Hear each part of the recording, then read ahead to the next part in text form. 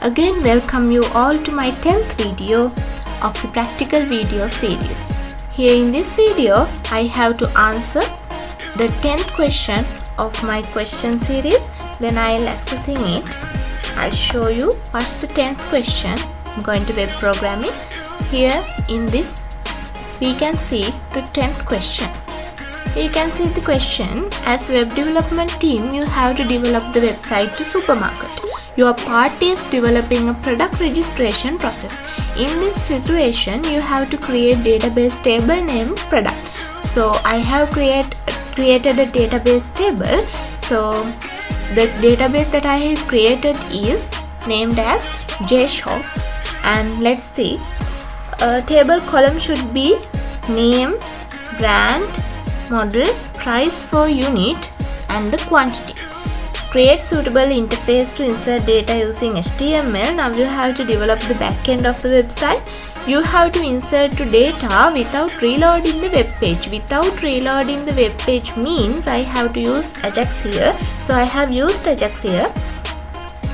Every field validate to ensure entered data is correct or not. Validations should be added also.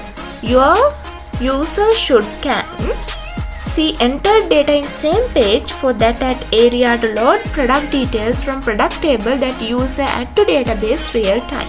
So I'll show you my interface first. Here you can see my interface. These two are the data that already exists in my table. That these two data are inserted by me for the testing purposes of this registration page. So I'll show you the database that I have created here at ABC schema. I'll show you it. I have created the database as JShop. Here this is the schema for this question. Table is the product table. So these two are the two records that I have entered already to this table, and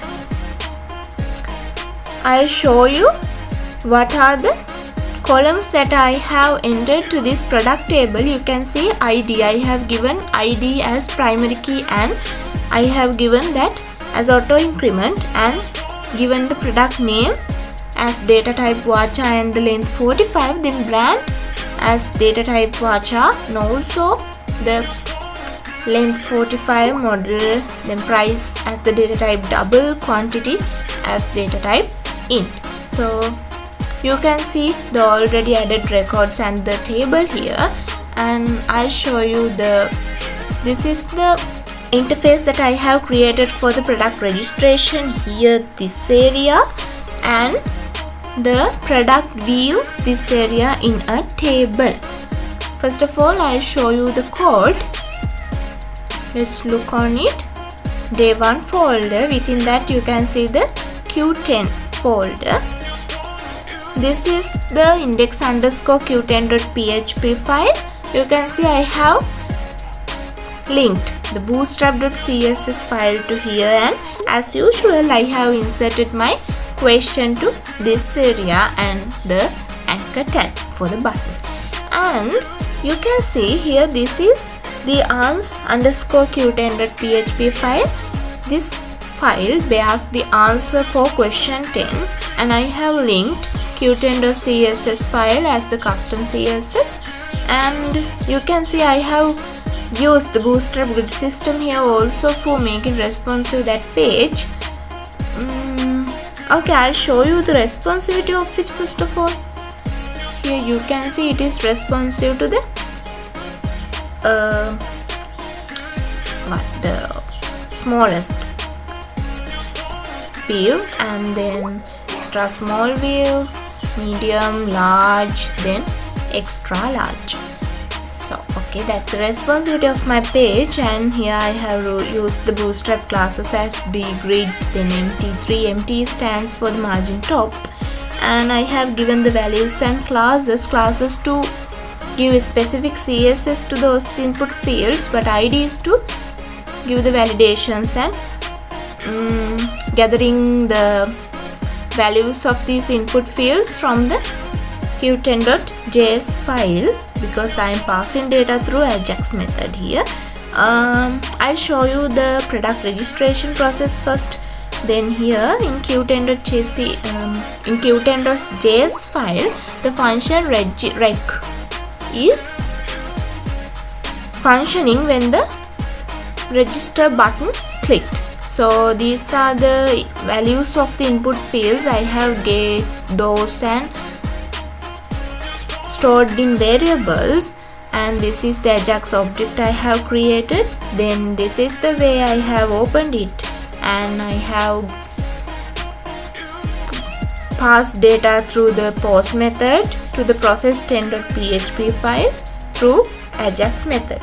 So then this is the request header that I have set, and this is how I have passed these variables to the process10.php file. Then I'll show you the process10.php file. You can see the validations are also done by me, and I have checked whether those fields are empty or not, and when those all fields are filled with values, I can insert the product details to this JShop, the product table, and it echoes as success. Then you can, if it is success, then again reload the page. Then I'll show you again how I had gained the table to the page when it is loaded. Here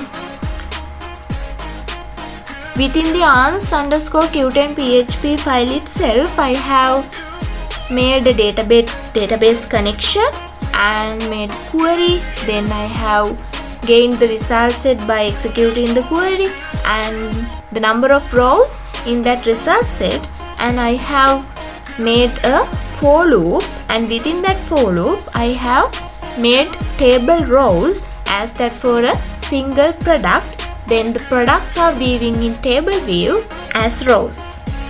So this is the code. You can see how I have coded this program, this web page for the product registration, and we'll register a product and see how this works. Then I'm going to register a product. We'll register Samsung mobile phone. Then I'm going to register the product Samsung A10s. Then product brand is Samsung, model is A10s. So I'll give the price as 36,000. Then product quantity I have assumed that 11 Samsung A10 phones. Then I'm going to register. When I click this, the page reloads, and here the newest product has been added to this also. Then let's see if that is added to the product table also. I reloading it, you can see the product is also added to this product table. Then this is the way how my product registration page appears and work. This is the answer for the question 10, and you can see the answer, the question again, and